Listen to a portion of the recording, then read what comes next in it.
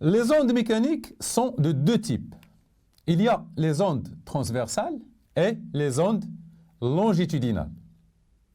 On parle d'ondes transversales lorsque le sens ou bien la direction de la perturbation est perpendiculaire à la direction de la propagation. C'est le cas, par exemple, des ondes dans les cordes ou bien sur l'eau. Par exemple, une corde, une perturbation qui est transversale. Donc, le sens de perturbation, c'est celui-là, sens de perturbation, donc.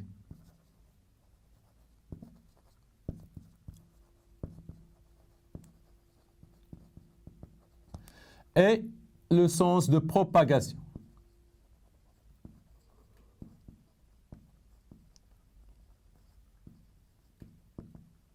C'est-à-dire chaque point du milieu matériel va vibrer perpendiculairement au sens de propagation de l'onde.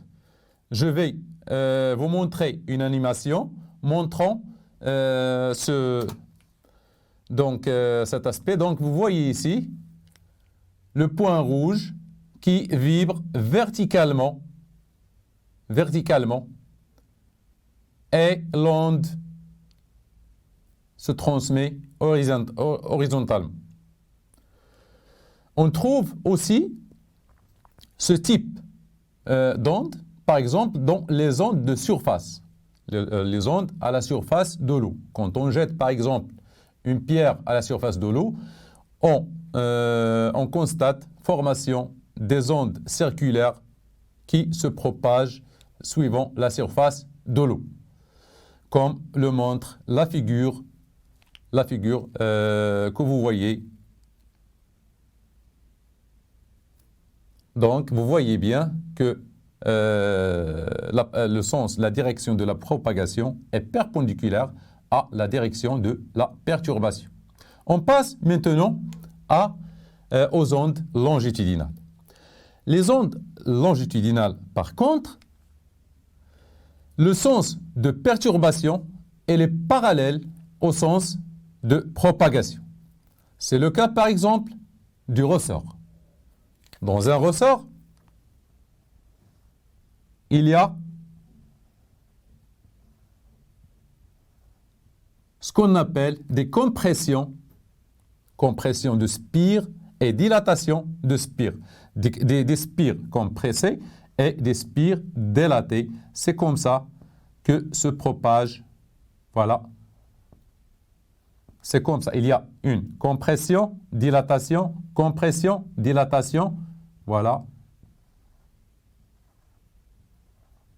Et dilatation, etc. C'est comme ça que se propage l'onde dans un ressort.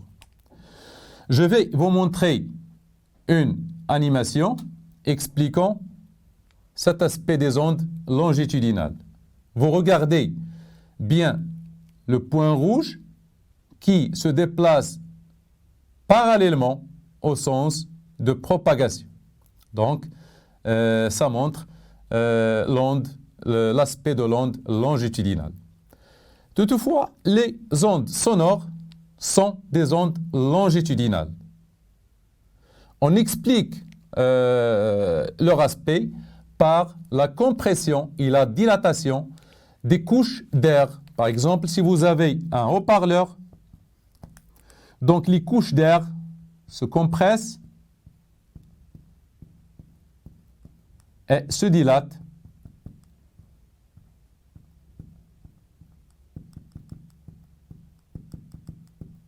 Donc compression, dilatation, etc. Compression, dilatation. Pour les ondes sonores, le son audible par l'être humain possède des fréquences qui sont comprises entre 2 kHz, donc des fréquences comprises entre 2 kHz et 20 kHz. Au-delà de 20 kHz, vous avez les infrasons.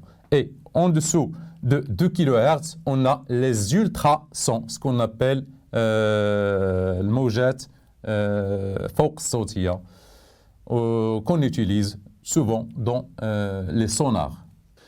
Donc, ce qu'il faut retenir, c'est qu'une onde transversale, dans une onde transversale, on a le sens ou bien la direction de perturbation est perpendiculaire, il est perpendiculaire au sens ou bien à la direction de propagation. Et dans une onde longitudinale, c'est le contraire. Les sens sont parallèles. Le sens de perturbation elle est parallèle au sens de propagation.